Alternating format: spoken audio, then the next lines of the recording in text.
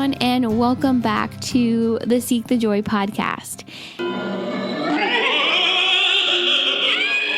Oh, and happy Halloween. I hope you all have exciting Halloween plans for this year.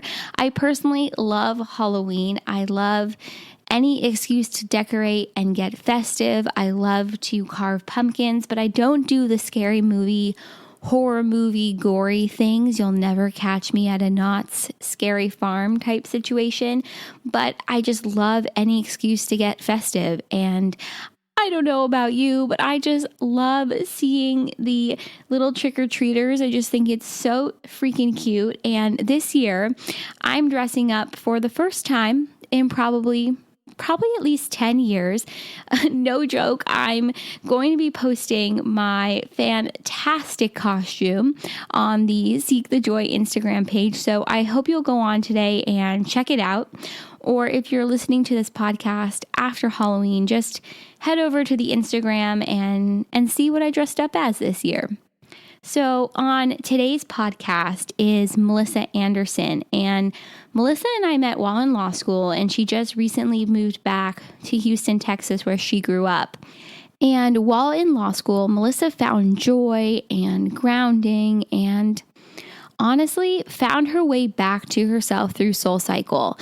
And SoulCycle really provided her with just this amazing community and support system and just a place where she could find herself again. And so we talk a little bit about that journey on today's podcast, but we also talk about navigating the world as an adult, or as I like to call it, adulting. We talk about knowing your boundaries and just the importance of knowing yourself and when you need to really take a step back and take care of yourself and take a time out. I mentioned this a little bit in today's episode, but it's just been so interesting to me that this theme of self-care and knowing your boundaries and knowing when to rest and when to take a step back from the day-to-day hustle and bustle and chaos that is our reality right now. The fact that this is just a theme that keeps coming up naturally and organically with everyone that I've been talking to is really fascinating to me. And I think something that should really give us all pause. And I say that because I don't think that enough of us are taking that time to take care of ourselves and set boundaries and really start to feel more comfortable in our own skin, because I don't think we can get to a place where we start to feel more comfortable with ourselves until we start taking better care of ourselves. So obviously this is something that I've been thinking a lot about and something that I hope to continue to explore and talk more about in future episodes. But I just wanted to take a moment to sort of acknowledge the fact that this is something that keeps coming up, and in my opinion, if something keeps coming up so frequently, that usually means it's important and something that we should all think about and talk about and figure out.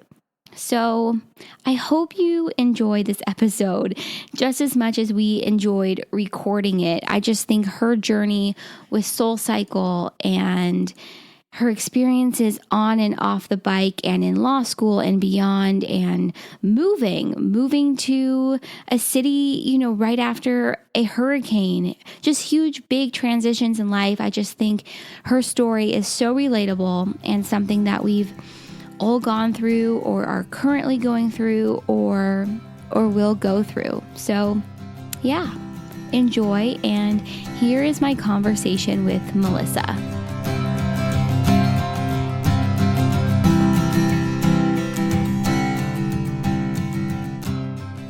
So I am joined today by Melissa Anderson, a good friend of mine and somebody who I met during law school. Hi, Melissa. Thanks for coming on the podcast. Of course. I'm so honored. So I thought we could just start off and you can introduce yourself. My name is Melissa Anderson, like Sydney said, and I am not quite an attorney yet because I'm waiting on bar results, but knock on wood, hopefully things turn out in my favor.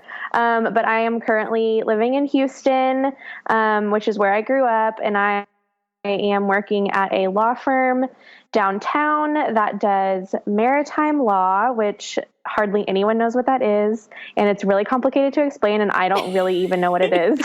So we won't go into it.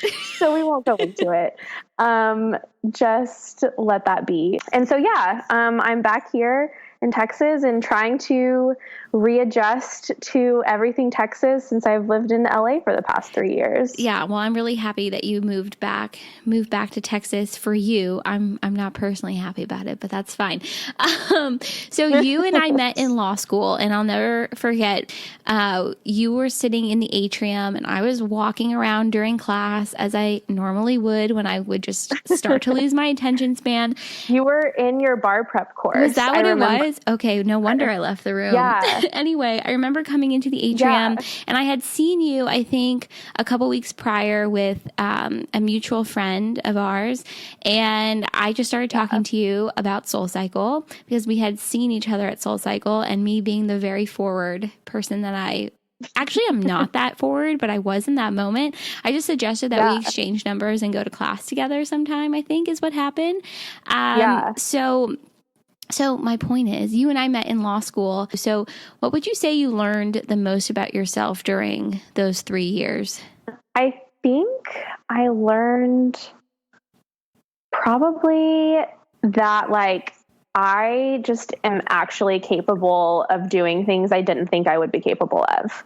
And more, not necessarily in like the academic sense. I mean, I did, there were times where it was super, super hard and I had so much on my plate and I just like didn't think I was going to be able to get through it, or I wasn't going to be able to learn all of the material before the final or whatever. But I think just more in like my experiences, I don't know. I think like moving to LA made me like grow up so much and be on my own. And I think in that sense, it made me learn that like I can do this, like I can do anything that I set out to do. That makes a lot of sense. Like when I moved to LA to go to Pepperdine, I actually knew 2 people who lived in LA. One was a friend from college, and she lived in Beverly Hills, and I lived kind of not even further than the valley. And so we didn't live that close to each other. And then I had another friend who was like a childhood friend of mine that lived down the street from me when we were little girls, and like her family moved to Chicago when we were 7. So it's like, it's not like we were very close. I think I saw her maybe 3 times.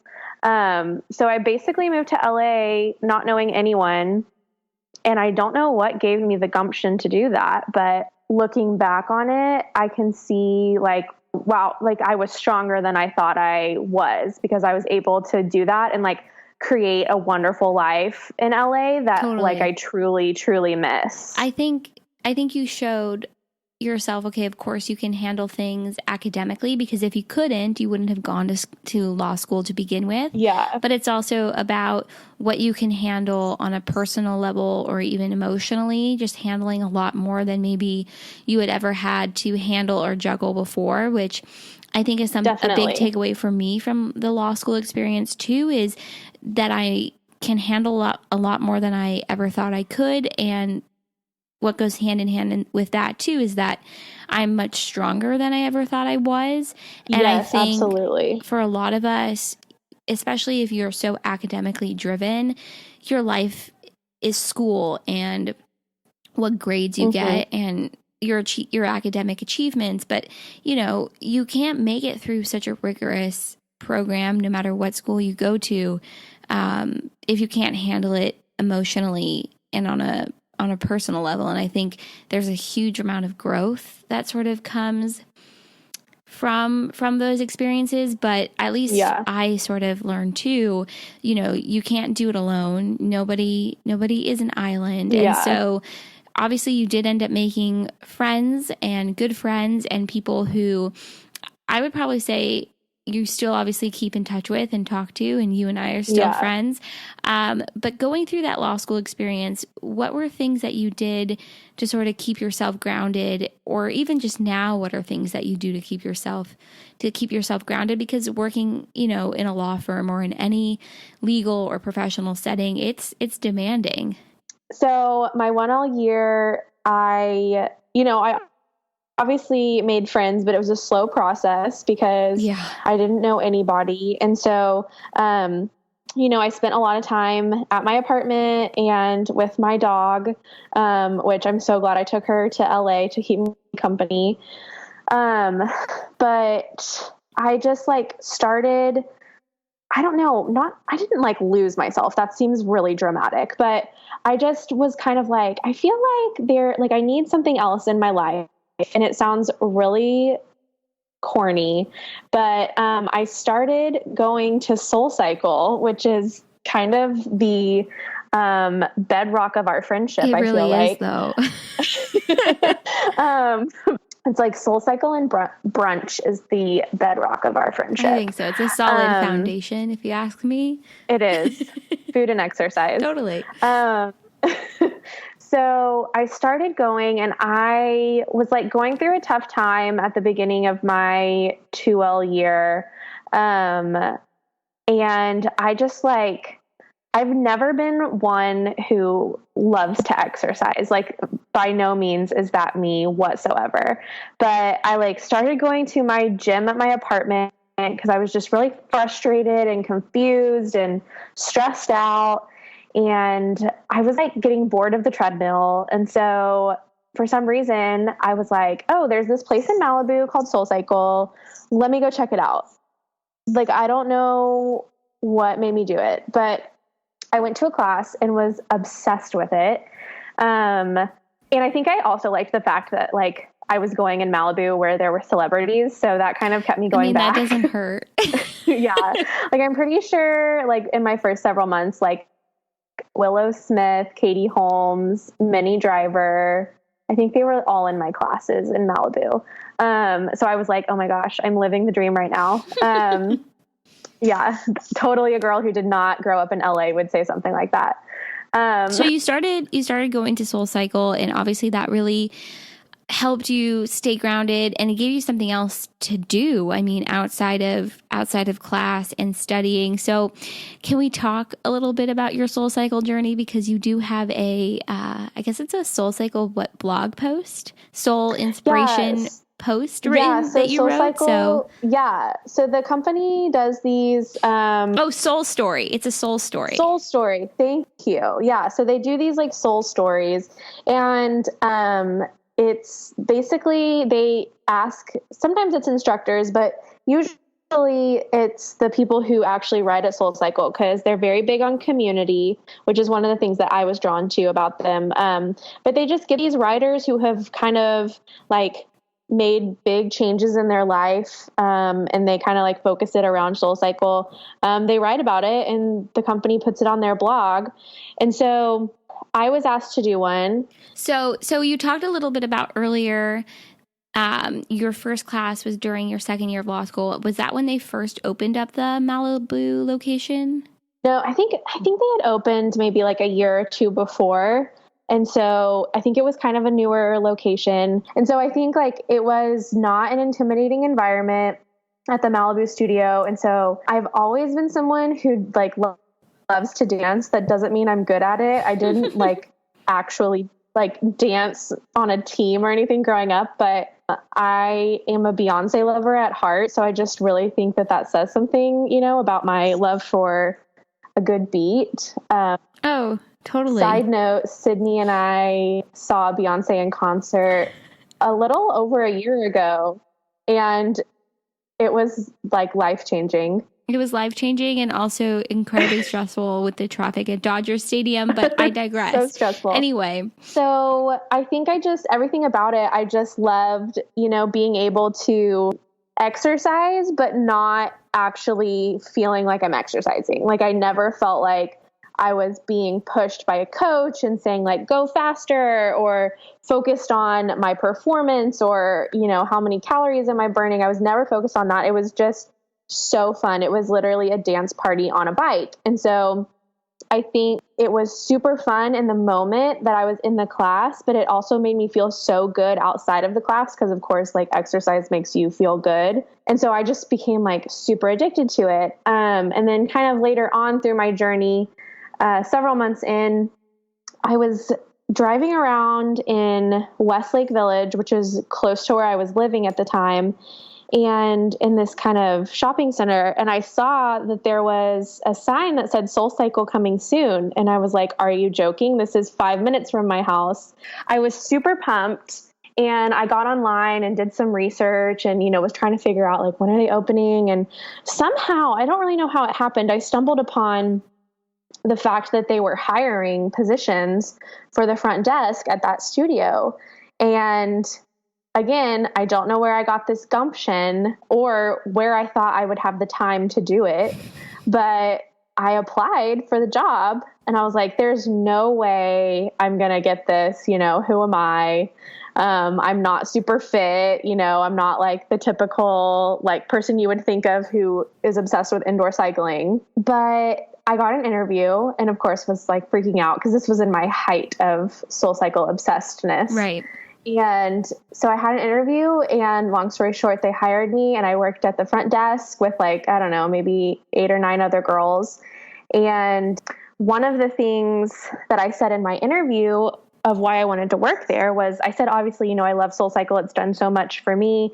And like really kind of changed my perspective on life, but I wanted to like help other people, who might just be walking in and not knowing what SoulCycle is. And I wanted them to know that this is a place that's all about community. This is a place that, makes you feel good for the 45 minutes that you're on the bike, and then it'll roll over into the rest of your day. And I just really wanted to give back to the community that kind of put me back on the right track when I was going through a hard time during law school. I mean, how could anyone not connect to that part of your story? You know what I mean? Just about like SoulCycle really becoming your place and a place where you felt comfortable and like you could be yourself. And I don't know if I'm going out on a limb here or not, but I don't know. I feel like in some ways law school is such a competitive and intense environment, and it's really difficult to be yourself. And so then to find a place outside of law school where you could go and have a good time and, find a place where you're having fun and you feel a sense of community and you're pushing yourself. And the fitness aspect and maybe the weight loss aspect or whatever it is for different people is an added bonus. And it's something that sort of comes along with it. But I don't know. I just always felt like, especially with you, SoulCycle was just so much more than that. So you mentioned a little bit about how that whole journey sort of changed your perspective. In what way did it make you feel? Did it give you a more positive outlook on life? I think, one, going back to what we were talking about earlier with, learning that you can actually do things that you set your mind to. Learning that about myself. I think SoulCycle was a big part of that. I gained like a good amount of weight my 1L year just because of the stress and the moving, and I don't even know, but it was very unintentional with SoulCycle that I ended up losing about 50 pounds, and it was like 100% unintentional. I did not really set out to lose weight. I just started doing something and loved it, and that was the result of it. And so I think eventually once I started dropping pounds, I was like, oh, this is awesome. Let's like set a goal, to lose X amount of weight. Yeah. Keep it going. Why not? Yeah, absolutely. So I think that was part of it was, SoulCycle did help me see like, wow, like you can like losing weight is really hard, especially for women. It is. And so I think that was one thing that I was like, wow, I've like never really been able to do anything like this. And this finally helped me. So I think that's one aspect of it. I think it did just give me a more positive outlook on life, because it was just this whole other group of people. You know, I had my law school friends, and they were great, and I loved them all, and I loved my time at Pepperdine, but it was a separate community where I was like, I didn't have to talk to anybody about law school. You know, which it's is like so all my great, friends, by the way, to not always have to talk about what you're doing on a day-to-day basis. Yeah, exactly. It's like pretty much the only people that I knew in LA, I also went to school with. So it's like our common denominator is school. And so it just so happens that, every conversation you're going to end up bringing up something about school. And in law school, you don't necessarily want to be talking about it all the time. You're doing it all the time. You don't want to think and talk about it all the time. So being able to have another community where they didn't know anything about law school. The girls that I worked with, some of them were in community college, some of them were still in high school, some of them had graduated from college and were managers there. Some of them, so they were just all in different walks of life. And so it was nice to just have an escape. And I mean, they ended up being some of my best friends. Like, I keep in touch with them just as much as I keep in touch with my law school friends. So I think that really helped just shape my experience. And it was just totally something that I did not expect in a million years. Like, I would have never thought that I would have gone to LA to go to law school and ended up working at a fitness company for a year and a half. I know. I mean, it's amazing how just sometimes life can be so unexpected. You just really don't know what's going to happen. But something that you mentioned that I think is really probably the coolest part too of your journey, besides the fact that you found this community and it obviously changed your perspective and your outlook and gave you an outlet that maybe you wouldn't have had otherwise. But when you were talking a little bit about what motivated you to want to work for the company and just about wanting to show, I think you mentioned, this level of kindness and like welcoming people, the same experience that you had when you went to your first SoulCycle ride.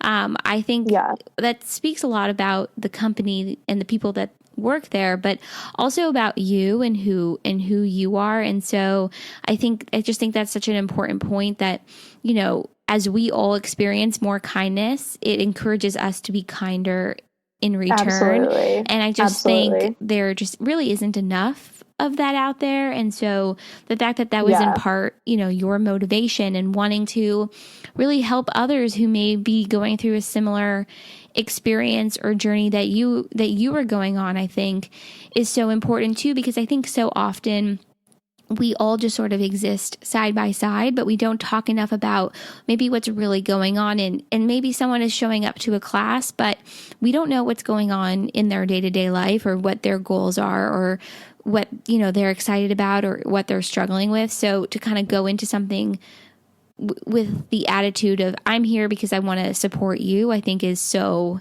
cool and also just so important as I think we all grow and evolve. Yeah, definitely. So now that you're out of law school and you're working, obviously in a law firm environment, and you're sort of going, you're still in that situation where there's a lot of sitting every day, and you're still, you're still faced with some of maybe the same challenges that you had in law school. But do you find that finding joy by going to SoulCycle or doing other things that that are an outlet, does that also help you stay grounded and maintain the perspective that you've gained over the last couple of years? Yeah, definitely. I mean, I am not going to sit here and act like I've been the best at this transition. It's definitely been really hard, and I have had the intention of going to about 20 more classes than I've actually attended at SoulCycle. Yeah. I think looking back and seeing what I know something like SoulCycle can do for me, and seeing how it can change my outlook and change just how I go about my day, I know that is possible, but it's this transition into the real world is so hard and it's exhausting. And so I haven't been very good about going, but every time that I have gone, I get that little piece, you know, of what it did for me, 2 years ago. Yeah. And so at this point, it's just about like mustering up the energy to go. And I know that once I go, I mean, it's only 45 minutes, you know? Yeah. I know that once I go, I'm going to feel so much better. But it's definitely been a struggle to do that. And I moved to Houston like a week after Hurricane Harvey hit. So it's been like a crazy transition. And I'm definitely just now, about a month and a half in, starting to feel like I am grounded a little bit. More settled. I think another part, more settled for sure. I think another thing that is helping me stay grounded is staying in touch with the very few friends that I still have left in Houston. I've got about a handful of friends who I grew up with, who are still here, that I've kept in touch with. Most of them, I went to the same college with them. So we've stayed in touch. And so I think it's good that I have that base of friends to help me kind of branch out and meet new people, because I'm such a people-oriented person. One thing that really just truly brings me joy is just being around people. I'm an extrovert to the T. So I think all of that kind of coupled together, I think just like building communities for me is something that I know brings me joy, and something that I know that I need in order to like sustain my joy, in order to stay grounded. Yeah, no, I think those are really good points too. And then something that I was thinking about while you were talking is that, you know, life happens and nobody is perfect, and we can't be expected to maintain, you know, the same schedule or the same routine, you know, all the time, and moving and starting a new job. And I mean, you, like you said, you moved to Houston, literally it was like the week after Hurricane Harvey. And so, you know, things happen and you can't go back to SoulCycle right away, or you can't have the same routine that maybe you had during law school. But what I think is so cool about knowing what helps you stay grounded and knowing what brings you joy. And this goes back to maintaining the friendships too that you have in Houston, and, you know, spending time around people and building communities, is that regardless of what happens in life, you know, it's always going to be there for you, and you can always go back to it. And so I think for a lot of people, you know, half the battle is figuring out, okay, what does bring me joy? What does excite me? I think for so many of us, we get stuck in sort of this rut and this routine, and we sort of stop being human, and we become almost sort of like robotic, like going through the motions. And so half the battle is figuring out, okay, what can I do to like feel excited, energize myself, like go back to a place where I start to feel like myself again. And so, you know, knowing what those things are, you know, I think it solves half the battle, and it's just about returning. It's about returning to them, you know, when you start to feel more balanced and grounded and stable. And I think in this, like the last 2 weeks, I think you've started to feel a little bit more like there's more stability, but it's a big challenge, especially when you're balancing a new job and a new routine. And so I don't know, I guess I would say where or when do you feel most like yourself, like amidst going through all of this sort of controlled chaos?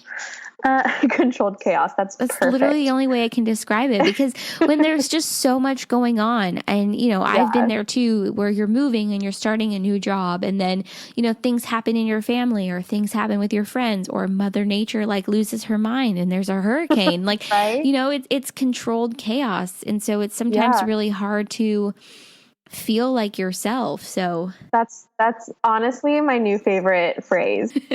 I think one thing that I've just learned over the years is just knowing your boundaries, and knowing like when you need rest. I think it sounds so simple, but I think especially today, we just have so much at our fingertips and therefore are able to do so much more than other generations. It's like now we have email and we have all these like ways to like still be at work when we're not at work. Yeah. And I think that's a good and a bad thing. I mean, obviously it's like more productivity, which can be really great. But I think knowing when you need to just like not remove yourself from the situation, but sort of take a time out maybe. Yeah. Take a time out. And so I think that, for me being such a people person, being with people and talking to people gives me energy, and it makes, when I'm with groups of people, I feel like I can just, go, like, because they're just going to keep giving me energy. But realizing that, I'm actually really tired and I know that I have to go to work tomorrow and like, I have to sit this one out or I need to leave early. Yeah. That's definitely something that I've learned throughout the years. I definitely can have FOMO sometimes, but I think I've learned the importance of knowing that missing out sometimes is actually better for you in the long run, that you don't have to do everything and that everything isn't urgent and needs to be done right now.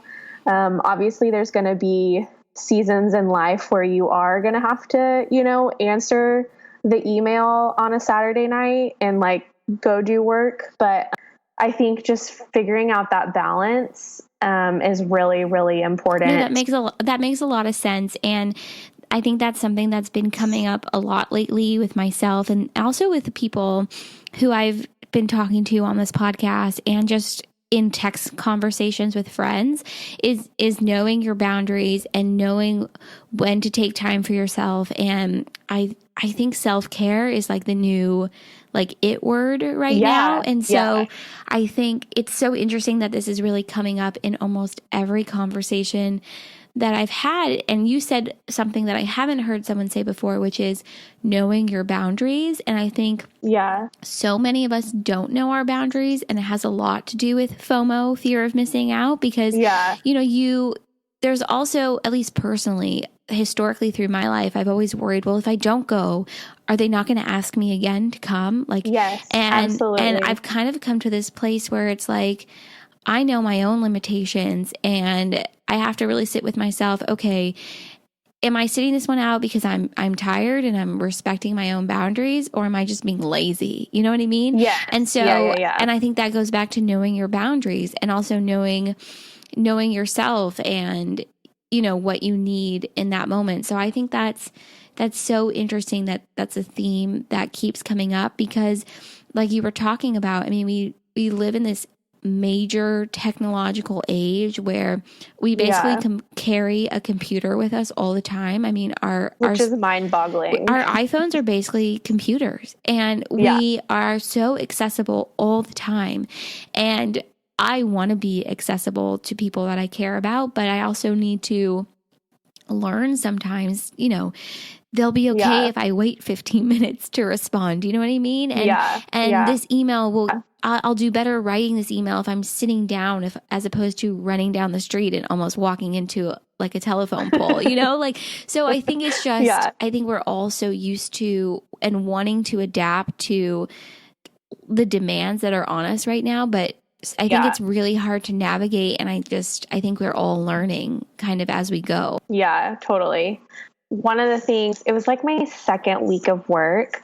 And my best friends from high school, there's 4 of us, and one lives in College Station, which that's where Texas A&M is for people who don't know. It's about an hour and a half drive from Houston. So one lives there. I live in Houston. One girl lives in Dallas and one girl lives in Denver. And so we were going to get together. We hadn't spent time, just us, that wasn't a wedding or a bachelorette party in like 4 years. Oh, wow. So, we were going to have a girls' weekend. And so we were there, and it was, like I said, my second week of work, I think. And I got an email from one of the partners asking me a question. And I was like, oh my gosh, do I need to answer this? I was just so nervous because I didn't know what their expectations were, Yeah, of course. And I couldn't have helped her anyways because I didn't have a work laptop or any way to access anything. So I was so nervous, and I emailed her back with the help of my friends, obviously. And it's always a group effort. Yeah, it was definitely a group effort. And I said, I'm out of town this weekend and I don't have access to the file, but is it okay if I, work on this first thing Monday morning or something like that? And she emailed me back and was like, oh, of course. Like I wouldn't expect you to do work on a weekend unless, if I say urgent, then, I need it done. But she was like, I would not expect you to do this work on a weekend. And it was just so funny because I automatically thought like, oh my gosh, I have to get this done right now. Like a partner emailed this to me. Me, the lowly associate, I have to get it done and prove that that I'm dedicated and, all this stuff. Yeah. And it was just so funny that like, that was not her intention at all. That's it. I think that's interesting. Yeah. Because I think we all just figure, oh, okay, we're getting the email now. That means we need to take care of it now. Yes, absolutely. And so that's kind of what I was getting at was I think we've kind of trained ourselves to think like, if I get a text message right now, I have to reply right now. If I get an email right now, I have to figure it out and email and answer back right now. And so I think it was just so interesting that she was like, no, take your weekend. I know you're out of town. So that was kind of like a check on me, and also made me really, thankful for my employer. Totally. Because some people are not that lucky. But yeah. I think that's interesting too, because I think we're all navigating sort of uncharted waters, like things that we just have not experienced before, especially entering the workplace for most of us for the first time.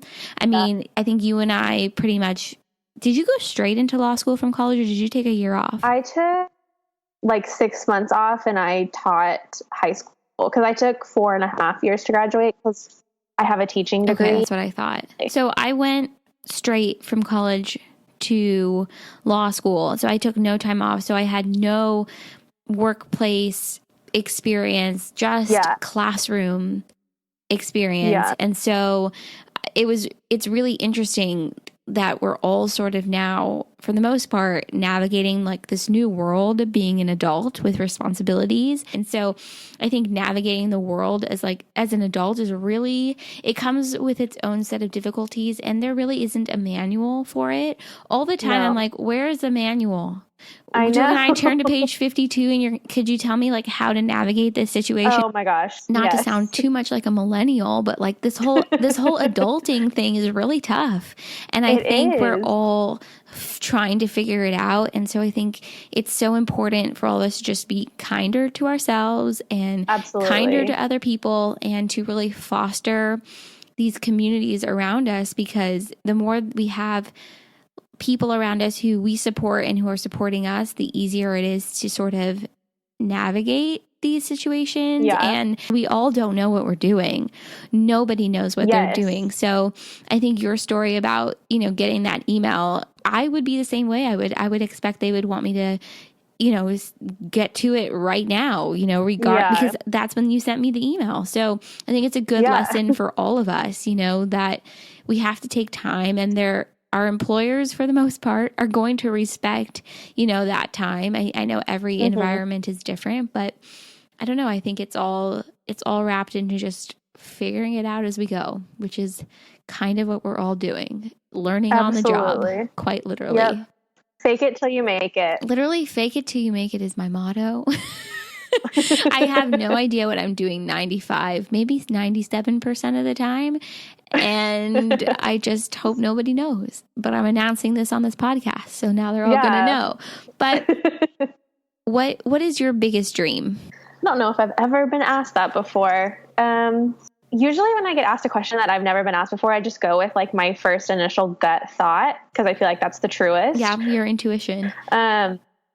Yeah, I think my dream is to be able to get to a point, it's kind of twofold, to get to a point in my career where I can give back, whether that means with my legal expertise or with money or something, but be able to like give back to strangers, one, but also to give back to my parents. Yes. Like they have sacrificed so much to send me to amazing schools my entire life and to send me to LA to law school.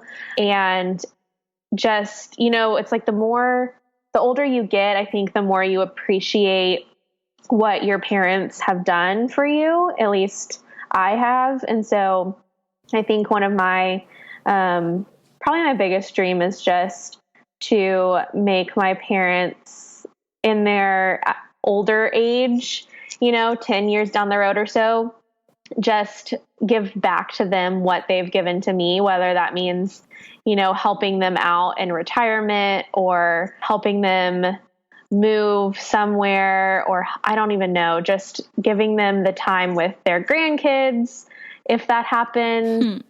I think I'm just, that's kind of it. That's such a weird answer. No, it's a great answer. It's all about paying it forward.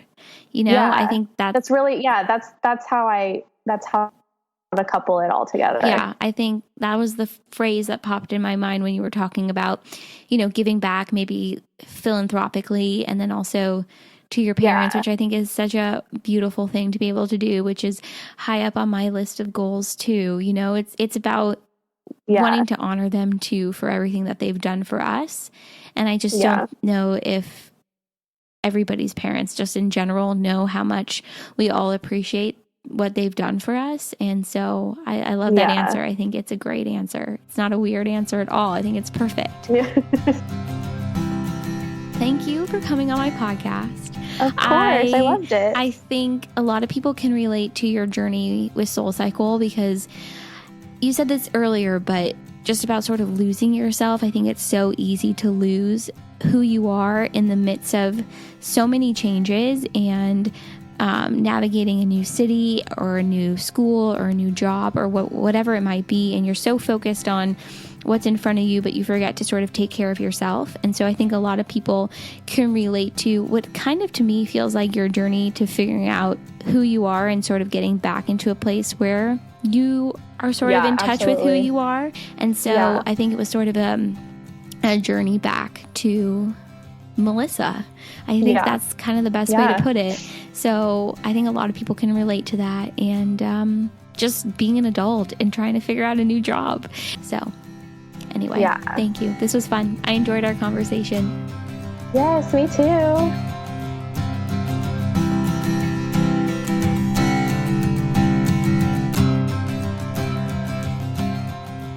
Hey guys, so if you're still here, that means you listened to this entire episode and that means so much to me. Thank you. I hope you enjoyed today's episode with my good friend, Melissa. It was really fun to record. I just have a small ask though. If you haven't already, please hit subscribe in Apple iTunes, and if you could just leave a quick rating and maybe even a review. The more people that get to see this podcast, the better. And the more ratings this podcast has, the more people who will get to see it. So I hope you have a fantastic Halloween. And that's it. All right. Bye guys. Talk to you next week.